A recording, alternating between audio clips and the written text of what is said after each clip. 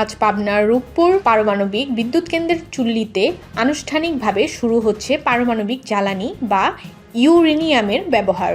বাংলাদেশের ইতিহাসে আজ এক সোনালী অধ্যায়ের সূচনা হচ্ছে। যে স্বপ্ন একসময় অবাস্তব মনে হতো, সাবেক প্রধানমন্ত্রী শেখ হাসিনার দূরদর্শী নেতৃত্বে ও প্রচেষ্টায় তা আজ দৃশ্যমান বাস্তবতা। তার হাত ধরে শুরু হওয়া পারমাণবিক শক্তি ব্যবহারের সেই মহাযজ্ঞ আজ চূড়ান্ত ধাপে পা রাখছে। আজ পাবনার রূপপুর পারমাণবিক বিদ্যুৎ কেন্দ্রের চুল্লিতে আনুষ্ঠানিকভাবে শুরু হচ্ছে পারমাণবিক জ্বালানি বা ইউরেনিয়ামের ব্যবহার।